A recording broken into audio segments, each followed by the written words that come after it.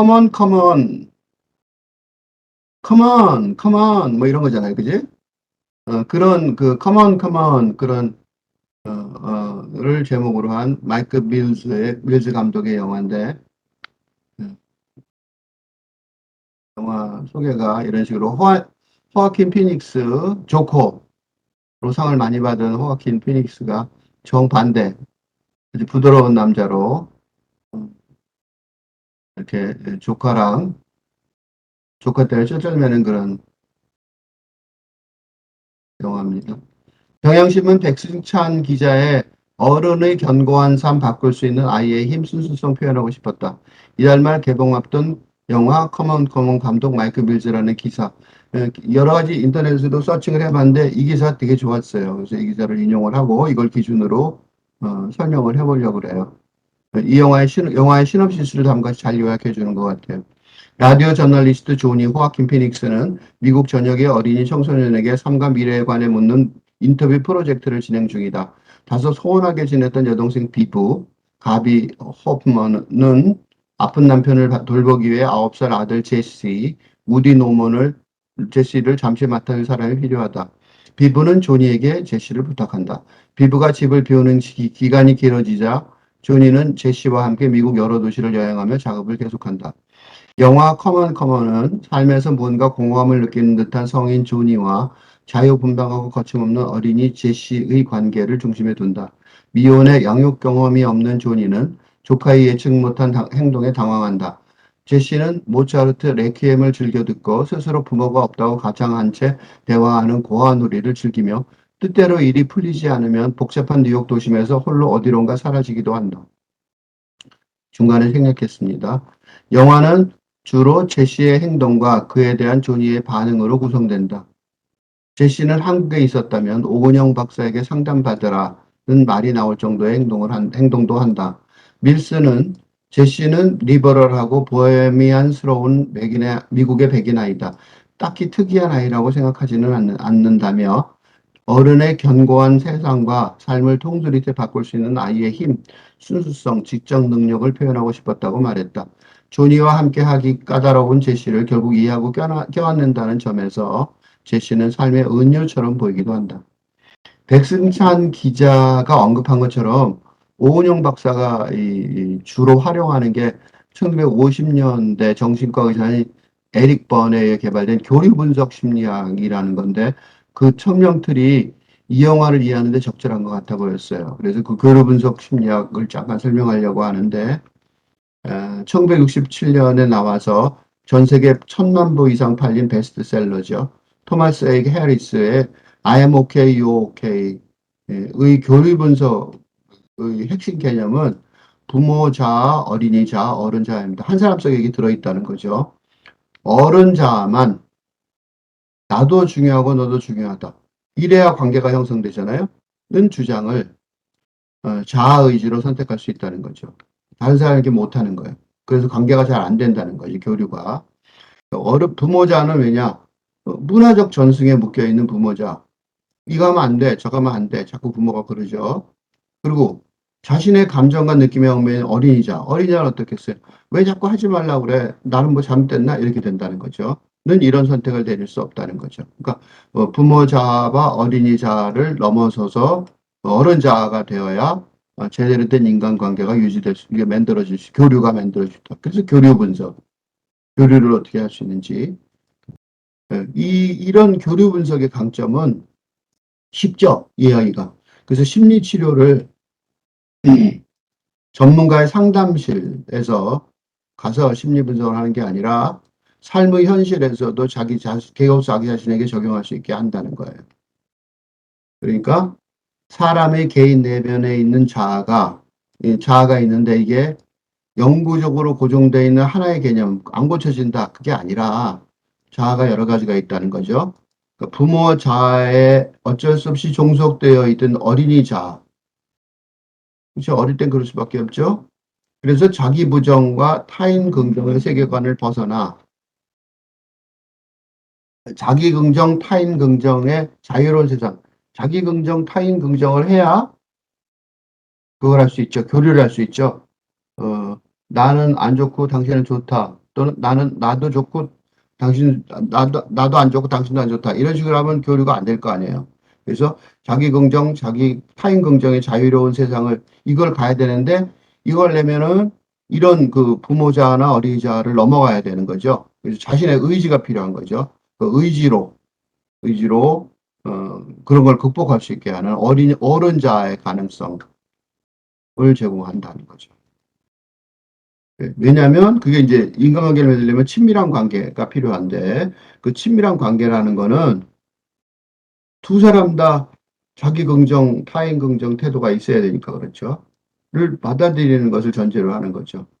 그것은 방어적 시간의 구조화. 그러니까 나는 피해 의식을 가지고 방어적 자세로 가지면 도대체 관계가 안 만들어지겠죠. 그게 불필요하다는 거죠. 그게 포용적인 사랑인 거죠. 상대방이 약간의 문제가 있어도 또는 내가 약간의 문제가 있어도 그거를 방어하는 게 아니라 긍정적으로 받아들여서 어른스럽게 할 수 있어야 친밀한 관계가 이루어지는 거고 그게 교류의 핵심이겠죠. 그러니까 베품과 나눔이라는 게 그러니까 원래 사회적 관례가 있는데 그거에 반응한 거 아니라는 거죠. 그거는 이제 부모자 쪽에서 말하는 거고 자발적 기쁨을 표현한 거라는 거죠. 친밀한 관계라는 거는 그러니까 숨겨진 목적이 있는 관계가 아닌 거죠. 보통은 잘못된 관계들은 숨겨진 목적이 있다는 거예요. 그걸 뭐라고 그러냐면 게임이라고 그래요. 게임. 그래서 게임 없는 관계가 되는 거죠. 서로 뭐 게임을 한다는 건데 게임이라는 말을 게임은 이게 놀이하는 게임이 아니라 심리 게임이고 약간 묘하게 쓰고 있지만 무슨 이해는 돼요. 그렇죠? 그것은 두려움 없이 상대방을 인식할 수 있는 거죠. 굳이 게임할 필요 없이 솔직하게 서로를 인식할 수 있고 실리를 따라 아름다움을 볼 수 있다는 거죠. 상대방을 통해서 나는 이익만 보겠다. 그런 게 아니고 유대감이 소유욕을 불필요하게 만들 때 이때에만 친밀한 관계가 가능해진다는 거죠. 그러니까 이 친밀한 관계라는 게 다시 말해서 두 사람의 어른자가 있어야 되는 거고, 그죠? 책임질 수 있어야 되니까. 그리고 어떻게 하냐면 억압되지 않았던 어린이자가 등장을 허용하는 관계인 거죠.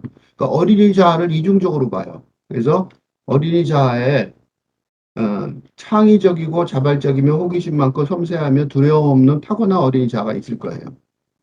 긍정적이죠, 삶에. 요런 하나가 있지만 또 다른 하나는 부모자의 문명적 욕구에 순응하는 어린이자, 어댑티브, 적응하는, 순응하는 이 두 개가 있을 수 있다는 거죠. 어릴 때는 요쪽에 있다가 어른자가 그러니까 요거 숨겨져 있는 요거 애들한테 들어온 게 있으니까 그걸 그래서 자유로운 어린이자를 등장하게 하면 아주 친밀한 관계가 돼서 어른들이 책임지고 서로 책임을 지는 입장에서 그렇게 하게 된다면 친밀한 관계가 되는 거죠. 어린이처럼 둘이 즐겁게 노니까요. 그러니까 어른자가 해방되고 나면 타고난 어린이자를 다시 불러올 수 있다는 거죠. 그게 그 말인 거죠. 책이 굉장히 두꺼운데 사실은 핵심 내용 요거예요. 요걸 이해하기 위해서 길게 썼어요. 어른자는 그러니까 왜 그렇게 될 수 있냐면 부모자의 요구들 그 부모를 옛날 부모자 다 그거 받아들였었잖아요. 근데 그 과거의 것이라는 걸 확인하는 거죠. 지금까지 지킬 필요는 없다는 거예요. 그죠? 왜냐면 부모자가 갖고 있는 편견들이 있을 수 있고, 그죠? 뭐 인종차별의 편견도 있을 수 있고 온갖 편견이 다 있겠죠. 여성 비하의 편견도 있을 수 있고 그런 것들을 확인하고 그런 것들을 넘어서서 타고난 어린이자의 활동 체계를 허락하는 거죠. 그런 편견을 넘어가고 그러니까 덕분에 타고난 어린이자는 자신의 공격적이고 반사회적인 처신만이 아니라 어린이가 억압돼 있으니까 애들이 그래서 공격적이고 반사회적인 행동을 할 수가 있는 거예요. 그다음에 또 그런 것도 있었고 또 반대로 또 자신의 기쁨과 창의성까지도 함께 억눌러야 했던 초기 문명화 과정을 두려워하지 않아요. 그러니까 두려움이 있는 거죠. 엄마가 안 하면 큰일 날 것 같으니까 안 하면 자기 보호하는 사람이 어긋나면 되겠어요 어린이가. 그러니까 두려워했던 거예요. 그래 두려워서 했던 거죠. 그 친밀함은 바로 그런 어린이자를 자유롭게 해주는 거죠. 그래서 어린이자로 하여금 다시 자유롭게 인식하고 자기 방식대로 보고 느끼게 해주는 거죠. 이게 이제 그 교류 분석의 목적이죠. 그러니까 이게 조니와 비브의 친밀한 관계, 그러니까 오빠와 여동생의 관계 회복하는 거, 그런 게 하나 있고, 조니가 핵심이죠. 그 다음에 조니와, 호아킨 피닉스요. 조니와 제시의 친밀한 관계, 이건 처음 만난 그 조카와 삼촌을 구축해야 되는 거죠. 그 친밀한 관계 구축, 그 친밀한 관계를 주로 서로 회복하고 맺으려는 이 영화의 스토리 라인의 도축, 그죠? 이거에 대한 해설 지침서를 읽은 것 같은 느낌이 들죠. 이런 해설 지침서를 가지고 이 영화를 읽어 나가려고 그래요. 그러니까 조니와 피부는 그 어른들 관계는 왜 깨졌냐면 1년 전에 죽은 어머니를 끊임없이 회상하는 공통점이 있어요. 그러니까 어머니, 부모자를 계속 회상하고 그거 속에서 이 오빠와 여동생은 둘이 대화를 해. 어른이지만. 근데 어린이지만 어린이 같아요. 그러니까 부모자의 문명적 욕구에 순응하는 어린이자라는 차원에서 만나요. 그러니까 어른이 아니고 겉모습은 어린이인데 그 둘이서 이렇게 갈등하는 거 보면 어린이 둘이 싸우는 것 같아요. 모습도 그렇게 나오죠. 엄마 옆에서 아픈데 엄마 들어줬다고 엄마 옷 입혀줬다고 화내고 오빠는 또 막 또 다른 걸로 화내고 막 어린이 그죠? 엄마의 문명경고에 순응하지 마라 이러고 싸우는 거죠. 전형적으로 그래요. 그러니까 이건 뭐냐면 서로 내가 더 힘들어 게임. 그런 거죠. 내가 더 힘들어. 너보다 내가 더 힘들어. 그 여동생이 당장 그래요. 오빠는 어쩌하지만 나는 얼마나 힘들었는지 알아. 이렇게 얘기해요. 그러니까 내가 더 힘들어 게임을 하는 거죠. 그거에 바빠갖고 뭐래요. 친밀한 관계를 맺고 싶기는 하지만 그런 마음이 있는 것 같아요. 근데 친밀한 관계를 맺는 적절한 방법을 제대로 찾아내지 못해요. 그래서 둘이 갈등이 있었어요. 안 만나고 그랬던 거죠. 그리하여 무슨 일이 현실적으로 있냐면 이런 증거가 어딨냐. 오빠가인 조니는 여동생 비부의 아들 제시를 통해서 비부가 유산이라는 개인적 비기고 이거 끔찍한 경험인데 이런 경험했다는 사실을 그 아들이 하는 얘기, 아이가 9살짜리 아이가 하는 얘기로 간접적으로 파악해요. 이러니 무슨 친밀하긴 무슨 그 친밀하지 않은 거죠. 또 조니 자신의 연인 라이자와의 결별로 정서적 파탄 상태가 있었는데 이렇게 심한 파탄 상태가 있었다는 사실을 그래서 비부하고 관계가 매끄럽지 못했었거든요. 그거를 비부한테는 말 못하고 비부의 아들 제시한테 고백하는 그런 일이 벌어지고 있는 거죠. 그러니까 조니와 비부가 어른이기는 하지만 그들의 인간 교류 상황은 이게 좀 달라요. 교류 분석의 설명 틀에 의한다면 부모 자아로 인하여 자신의 공격적이고 반사회적 처신뿐만이 아니라 자신의 기쁨과 창의성까지도 함께 억눌러야 했던 초기 문명화적 교화는 어린이라는 차원에 머물러 있어요. 그러니까 서로 두려워하는 근데 이미 죽어온 지 1년 된 엄마죠. 그런데도 불구하고 그렇기 때문에 처음에 영화 초기에는 이런 차원의 머물죠. 이게 별로 끝까지 굉장히 크게 벗어나지는 않는 것 같아요. 이 두 사람은 앞으로 해결을 해야겠죠.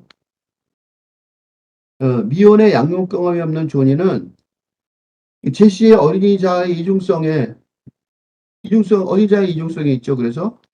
그러니까 그것을 비롯하는 조카의 예측 못한 행동에 당황하지 않을 수가 없죠. 이건 자기는 그런 걸 모르니까.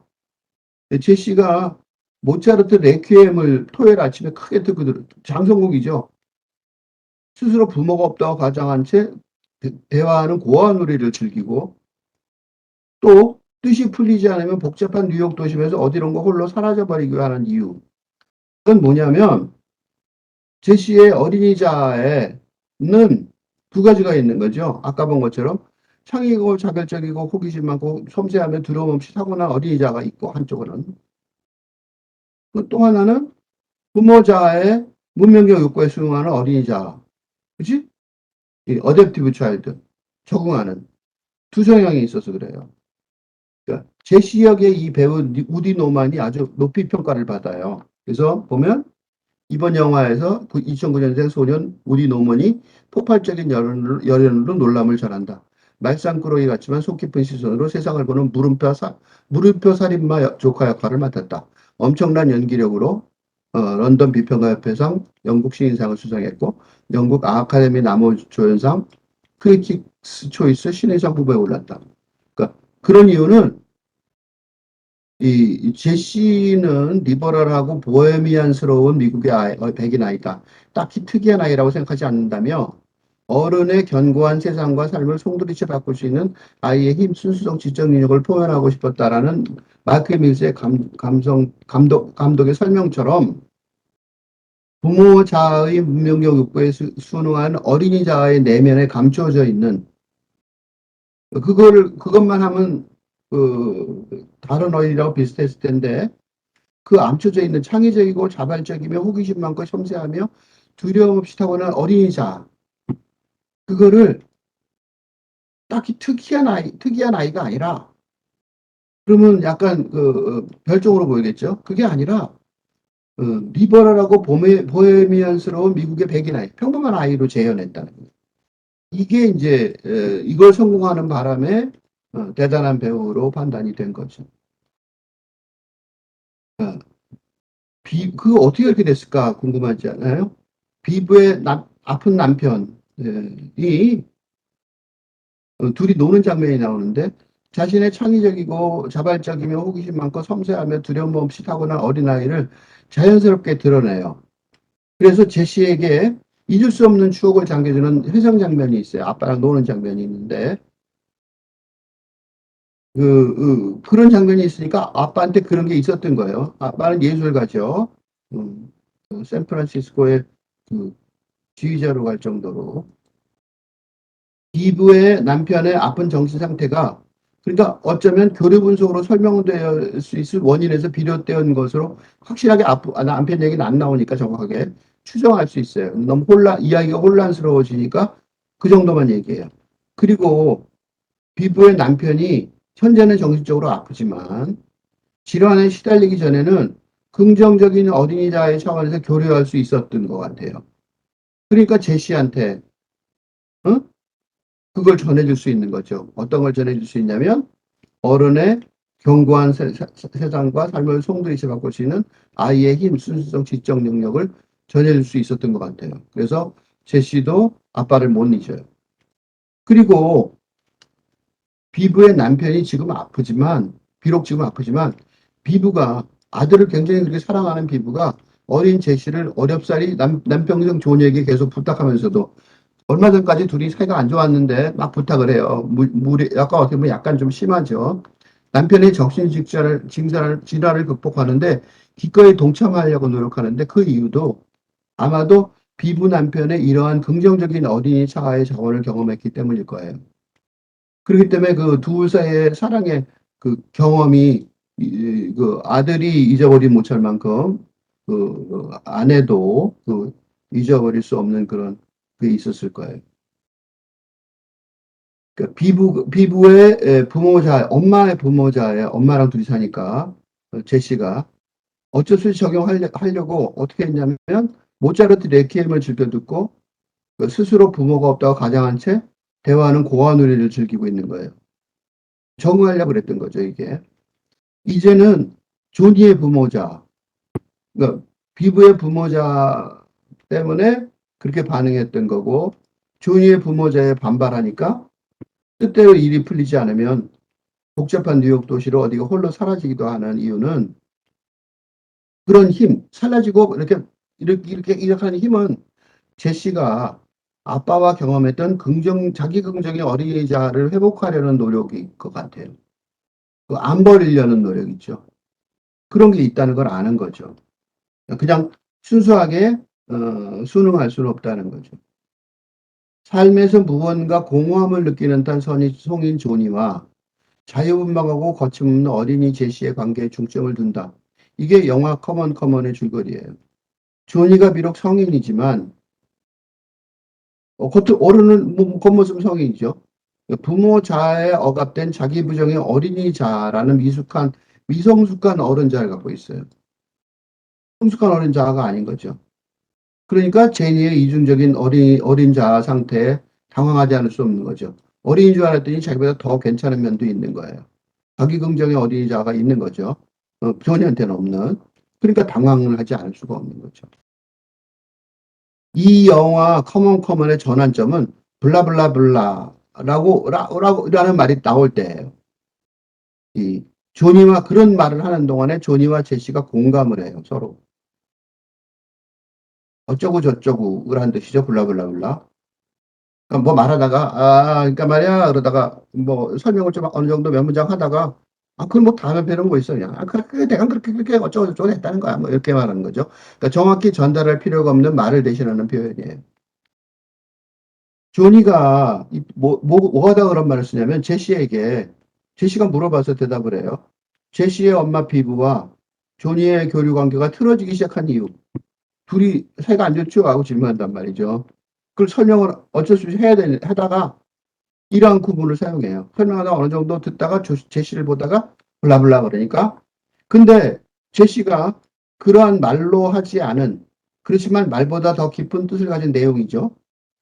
이러한 구문을 통해서 충분히 이해를 해요. 또 게다가. 그러니까 한 사람은 에이 뭐 그러니까 말이야 뭐 이렇게 된 거야. 알아들었지 뭐 이렇게 되니까 거꾸로 또 알아들었어요. 그러니까 조시와 비브가 서로 친밀하지 않아서 관계가 어긋날 것이 아니라 조니와 비브가 친밀한 관계를 맺을 만한 어른 자아를 갖고 있지 못해서 친밀하고 싶은 관계가 소원해졌을 뿐이다. 이런 복잡한 얘기를 전달이 된 거예요. 왜냐하면 제시도 복잡한 뉴욕 도심에서 홀로 어디론가 사라지기도 하면서 조니와의 교류 관계를 직접 경험했던 것과 비슷한 내용이에요. 그죠? 둘이 거의 똑같은 내용이잖아요. 그러니까 굳이 완결된 문장, 진술의 문장, 즉 명제적으로 설명할 필요가 없어졌어요. 다른 내용이니까 블라블라블라죠. 조니가 그러니까 피부의 아들 제시를 돌보는 상황이잖아요. 그래서 제시가 잠든 다음에 애가 잠든 다음에 조니와 피부가 대화를 해요. 근데 그들은 근대적 도덕률에 갇혀 있어서 이 수준에 못 와요. 그래서 블라블라블라 대화를 시작할 엄두도 못 내요. 그들 아주 명확하게 말을 해요. 그러니까 이런 차원이 아니라는 거죠. 조니와 제시의 차원이 아닌 거죠. 조니와 제시의 블라블라블라 대화는 조니와 비브의 대화와 극적으로 대비되죠. 그러니까 그지? 한쪽은 블라블라해도 알아듣고 한쪽은 제대로 말해야 알아듣는 거죠. 그런데 사람의 교류 표현의 70% 정도가 표정이나 제스처, 어조 등 비언어 차원에서 이루어진다고 해요. 그러니까 언어가 중요한 게 아니라 비언어가 더 중요한 거죠. 이렇게 볼 때 만약 이렇다면 점잖게 말로 대화하는 조니와 비브의 어른스러운 대화의 약점을 충분히 이해할 수가 있는 거죠. 이것 갖고는 친밀한 관계가 될 수가 없는 거죠. 조니와 제시의 블라블라블라가 상징하는 바가 뭐냐면 그러니까 부모자가 지배해온 핵가족 근대사회의 명제적 도덕률을 벗어나서도 충분히 두 사람 간의 언어적인 교류가 가능하다는 거예요. 기존의 언어 그런 거 필요 없다. 알아들어 서로 그런 거죠. 그러니까 아빠처럼 전적으로 신뢰할 수 있는 보호자라는 확신을 주었죠, 조니가. 그래서 그 존재로 인해서, 조니의 존재로 인해서 제시에게 억압되어 있던 긍정적인 어린이자가 충분히 발현이 돼요. 제대로 발랄한 어린애가 되죠. 반대로, 또 반대급부로, 반대로, 이게 일방적인 게 아니에요. 친밀함이라는 게. 부모자에게 억압되어 있어서 삶에서 무언가 공허함을 느끼는 조니에게 또 그때까지 해방되지 못하였던 긍정적인 어린이 자아를 회복시켜서 제대로 그러니까 그렇게 회복시킨 게 어디 나타나냐면 제대로 된 어른자의 분별 능력을 발휘할 수 있게 해요. 그러니까 애하고 완전히 제대로 잘 놀아주는 것 정도가 아니라 어른자로 어른처럼 행동을 해요. 정말로. 그리하여 그러니까 그런 장면이 하나 미장센이 나오는데 공항으로 가는 택시, 뉴욕 택시 안에서 배가 아프지도 않은데 아프다고 거짓말을 하고 스스로를 화장실에 가둠으로써 로스앤젤레스 집에 안 돌아가려고 그래요. 왜냐하면 집에 엄마한테 돌아가기 싫다는 게 말이 돼요. 그러니까 이런 식으로 행동하는 거죠. 로스앤젤레스 집으로 돌아가지 않으려는 제시의 화장실 게임을 하죠. 공항 가는 비행기 가는데 비행기 자동차 택시 바깥에 세워놨는데 이런 당황스러운 상황을 만들어요. 제시가. 그런 당황스러운 이런 이 당황스러운 상황 앞에서 만약에 어른 제대로 된 어른자의 분별력이 없다면 지금까지의 다른 어른들처럼 화를 내야 되는 거죠. 그죠? 근데 화를 내지 않아요. 그리고 어떡하냐? 제시의 어린이 자아에 숨겨진 요구를 조니의 어른자가 충분히 이해할 수 있게 돼요. 아, 얘가 왜 그러는가를 아는 거죠. 그래서 어떻게 해요? 택시를 보내고 짐을 갖고 식당으로 들어와요. 끌고 들어와서 둘이 앉아서 밥을 먹으면서 조니가 뉴올리언즈 취재 여행을 제시와 함께 가기로 해요. 집으로 안 가고, 안 보내고. 이번에는 집으로 안 보내는 거죠. 엄마가 있는 집으로. 영화의 스토리라인의 핵심이 아니겠죠. 그렇기 때문에 뚜렷이 설명되지는 않았지만 제시와 동행한 여행, 이 여행이 아까 반대급부 얘기했죠. 여기서도 반대급부가 있었을 거예요. 미국 전역의 어린이 청소년에게 삶과 미래에 관해 묻는 인터뷰 프로젝트를 진행 중이던 라디오 저널리스트 조니의 업무에 어땠어요? 긍정적 영향을 당연히 미쳤겠죠. 그래서 인터뷰 끝나고 토론하는 장면에서 어, 제시가 같이 어울리는 게 나와요. 제시가 뭐라고 말하는 장면은 안 나오지만 마이크 밀스 감독의 이 논픽션 형식의 인터뷰 프로젝트죠. 이건 거의 논픽션이에요. 아이들이 직접 나와서 논픽션으로 바로 이 질문들에 대한 대답을 해요. 그게 제시의 긍정적 어린이자 회복 과정과 잘 어울리고 있어요. 이건 하나는 픽션이고 하나는 논픽션인데 두 개가 아주 잘 어울려요. 그래서 이 놀라운 영화죠. 이 영화가 8근대 시대에 이르러 온갖 문제점을 노골적으로 드러내는 근대 핵가족의 대안을 모색하려는 노력을 하고 있는데, 있어서 조니와 제시와 비브와 비브의 남편 등 어느 한 가족의 스토리 차원을 넘어서요. 그 정도가 아닌 거죠. 그걸 넘어서는 거죠. 이 영화가 그러니까 통상적인 상업 영화의 픽션. 그게 이제 조니와 제시와 비브와 비브 남편 스토리겠죠. 거기에 접합을 시키는 거죠. 그래프트 시켜갖고 논픽션 인터뷰 프로젝트를 같이 접합을 시켜서 두 개를 이용 없이 서로 보여주는데, 그러니까 어느 별난 가족의 특별한 스토리 라인이 아니라는 거죠.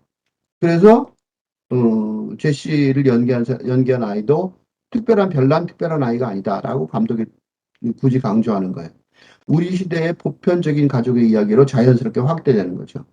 이건 감독의 힘이에요.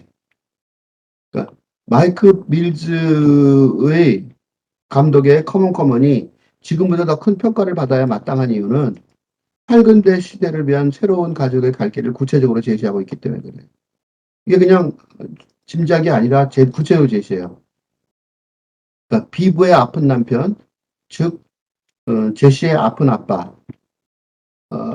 상징하는 게 뭐냐면 고아놀이를 할 수밖에 없게 만드는 팔근대 시대 근대 핵가족의 위기죠. 응? 아이가 고아인 것처럼 느낄 수밖에 없는 거죠. 위기라는 단어 안에 위험, 기회잖아요. 위험과 기회가라는 뜻이 있는 것처럼 위험한 상황에 끝이지 않는 거예요. 그게 이 영화의 좋은 점이죠. 그러니까 비브와 존이라는 근대 사회의 도덕률에 속해 있는 어른들에게는 위기일 뿐인 것처럼 보여요. 위기처럼 심각하게 작전 협의하듯이 밤중에 둘이 대화를 해요. 근데 제시가 대변하는 탈근대 시대를 이끌어갈 새로운 시대의 어린이에게는 기회일 수도 있는 거죠. 그래서 인터뷰하는 아이들은 위기예요라고 말은 하지만 자기들이 충분히 넘어갈 수 있는 기회라고도 여기고 있어요. 그걸 제시가 당당하게 보여줘요. 그래서 실제로 제시가 이 당당하게 제시가 어떻게 하냐면 고아 같은 처지가 된 거잖아요. 근데 고아 놀이로 전환해서 제3자 입장에서 객관화하여 극복하려고 노력하고 있어요. 놀랍죠. 아이가 고아자 같은 상황이 돼버릴 것 같다는 위험감, 위기감을 느끼고 있으면서 그거를 놀이를 통해요. 그러니까 I'm angry. 나는 화가 났어라는 근대적 분노 상태. 있을 수 있는데 그걸 극복하는 하나의 좋은 방법이 뭐냐면 제시 싱크, 제시가 한다면 I'm angry, 제시는 나는 났다라고 생각해 라고 자신을 제3자처럼 객관화하는 것이기 때문에 그래요. 이런 심리적 방법을 스스로 적용하고 있는 거예요. 그러니까 제대로 잘 작동되지 않는 근대적 감정과 정서의 약점. 이걸 극복하는 적절한 대응책은 그것에서 거리감을 두는 거죠. 그리고 객관적으로 받아들이는 다른 느낌의 체계, 그러니까 탈근대적 정동의 체계를 개발하는 거예요. 이러한 두 개의 차원이 내가 지금 금방 만든 게 아니라 시스템 1과 시스템 2로 구분하여 분석하는 행동 경제에 기반을 두는 경영학 이론이 있어요. 다니엘 카네만이라는 사람이 한 거, 노벨상 받은 건데 실질적으로 지금 하고 있어요. 이건 지금 거의 실천하고 되고 있는 거죠. 이런 게 있는 거예요. 그러니까 이런 사례가 하나 있어요. 그러니까 조니와 제시의 블라블라블라 대화. 이건 뭘 뜻하냐면 그러니까 제대로 된 친밀한 인간관계, 인간교류를 형성하죠. 이 대화가. 그러면서 또 하나 뭘 하냐면 근대 시대의 명언적 추론의 종언을 선언하는 거죠. 이 블라블라 대화는 어, 그래서 대단한 거예요. 이 영화 제목은 커먼 커먼이에요. 커먼 커먼은 탈근대 시대를 위한 대안의 제안이에요. 제시가 라디오 미국 전역의 어린이 청소년에게 삶과 미래에 관해 묻는 인터뷰 프로젝트를 진행하던 중이던 라디오 저널리스트 조니와 친밀한 관계를 형성하는 데 성공하였음에도 불구하고 조니가 자신의 절친이라고 고백하면서도 조니의 인터뷰에 응하지 않아요. 그러나 마지막 장면에서 제시가 인터뷰의 자기가 다 아는 거죠. 공식 질문에 답하는 내용을 스스로 녹음해둬요. 그래서 질문도 시게 하고 어조를 바꿔서 대답 자기가 해요. 그 제시의 핵심 대답은 계속해서 반복되는 커먼, 커먼, 커먼이었어요. 그리고 그 녹음을 들으면서 마지막에 조씨가 적극적으로 공감을 해요. 커먼의 어조, 커먼, 어린이자라기보다는 어른의 자에 어울리죠. 그러니까 어린이 용어가 아니에요. 그죠? 블라블라까지는 그것도 좀 너무 어린 용어가 아닌데 이건 더 심해요. 그러니까 조니가 제시의 절친이 되었던 것처럼 제시도 조니의 절친이 됐다고 선언하는 거죠. 그러니까 어린이나 어른의 어떤 그 나이 차이를 넘어선 거죠. 이런 어른자의 친밀함을 둘이 같이 공유하게 된 거예요. 그게는 혼란스러운 세상 속에서 견뎌나가는 아주 중요한 힘이 될 거라는 거죠. 한국 관객이 이 영화에서 만날 수 있는 또 하나 놀라운 즐거움 중에 하나는 초등학교 명상교육의 힘이에요. 9살짜리 애가 초등학교에서 명상교육을 배웠을 거, 그 얘기가 나와요. 그리고 그게 이 영화의 주제 중에 하나예요. 마음 챙김 명상이라는 게 마인드풀니스, 이 선불교 참선 명상에서 비롯한 건데, 지금 미국에서 굉장히 유행하고 있는 거죠. 그러니까 9살 제니가 마음 챙김 호흡, mindful breathing 이 단어를 직접 쓰는데, 이걸 통해서 새로운 정동을 찾아가야 된다고 조니에게 알려줘요. 아이한테 이런 걸 배운 다음에 이 마음 챙김 명상 수련 방식을 파악하고 조니는 항상 핸드폰으로 정보를 습득하는데 그 핸드폰으로 정보를 습득해요. 그래서 거꾸로 제시가 이번에는 조니 엄마가 오란대. 그래갖고 조니와 갑작스러운 이별 상황을 되니까 기뻐한다기보다도 굉장히 막 그래요. 안 갈 수는 없다고 느껴지지만 정서적으로 수용하는데 어려워하니까 제시가 뭐라 그러냐면 레질리언스라는 단어를 써요. 탄력 회복성. 그러니까 이런 거를 공부하면서 배운 거예요. 탄력 회복성이 밖에 있을 때는 요약한 거예요. It is okay to be angry or sad. 이걸 이제 아이니까 이렇게 오화를 쓰지 않고 두 문장으로 했는데 그런 요지의 해결책을 제시를 해요. 마음의 평정 상태가 무너진 회복 탄력성이라는 게 뭐냐? 마음의 평정 상태가 무너진 상황을 극복할 힘이에요. 그러니까 어느 정도 예를 들면 여러분이 걸어가다가 누가 왁 하고 놀랬어요. 있는데 친구가 왁 하고 놀래게 하면 또 했어! 하지만 어떻게 해요? 놀랬어라고 말하면서 회복하죠. 그걸 보고 회복 탄력성이라고 그래요. 사람이 무너져 버리지는 않는단 말이죠. 그게 회복 탄력성이라는 심리학 용어인데 이 회복 탄력성이라는 것이 개개인의 행복과 불행에 직접적인 영향을 미쳐요. 예를 들면 거의 같은 불행한 상황이 벌어졌어요. 예를 들면 시험에 떨어졌다, 뭐 취업하는데 뭐 떨어졌다, 뭐 실직했다 이런 거요. 어떤 사람은 그것을 위험으로만 받아들여서 좌절하고 회복하지 못하는 경우도 있지만 어떤 사람은 그것을 삶의 극적인 전환의 기회로 삼아요. 그래서 뭐 성공한 사람들 막 이런 얘기 많죠. 근데 어떤 사람은 못했는데 왜 했을까 싶잖아요. 그거는 각자의 회복 탄력성의 크기가 다르기 때문에 그래요. 회복 탄력성의 크기는 다를 수밖에 없죠. 그래서 우리가 마음 뭐 훈련을 할 때 중요한 거는 바로 이 회복 탄력성을 키우는 거죠. 근데 회복 탄력성의 차이가 있는데도 불구하고 사실은 부모자의 근대사회 도덕률로 제대로 대처하기 어려운 탈근대의 현실 속에서는 거의 모든 사람이 회복 탄력성에 밖에 있을 수밖에 없어요. 이게 비극이에요. 이 시대의 비극이에요. 극복하고 누구나 다 그러니까 누구는 확실히 넘어가겠지가 아니라 근대사회 도덕률 부모한테 배운 그런 거가 적동이 안 되잖아요. 누구나 다 못 뭐 밖에 있을 수밖에 없어요. 그러니까 이제 이런 얘기가 나오는 거죠. 그러니까 조니가 제시하는 화내거나 슬퍼하는 정동의 직접적인 표출을 해라. 막 화를 내. 발로 차고 막 땅을 막 그래. 그렇게 하는 이유가 있어요. 왜냐하면 누구나 다 활력 속에 밖에 있는 경우가 생길 수밖에 없으니까요. 근데 그게 문제가 뭐냐? 일시적인 위로가 될 수는 있을지 모르지만 막 분나고 화내고 뭐 부셔봐야 그거 큰 위로는 안 돼요. 제대로 된 해결책이 될 수는 없어요. 이게 지금 현재 심리학이 만나고 있는 가장 한계점이죠. 이런 해결책을 말했지만 이건 진짜 해결책은 아닌 거죠. 이게 이제 심리학이 제공하는 해결책이 별 도움이 안 된다는 거예요. 이게 이제 책에 이런 말이 나와요. 이들 심리학자, I'm okay, you okay에서 이들 심리학자들은 감정이 계속해서 쌓이기 때문에 쌓인 감정을 자주 풀어줘야 한다. 그거죠. 쌓인 감정을 자주 풀어줘야 한다.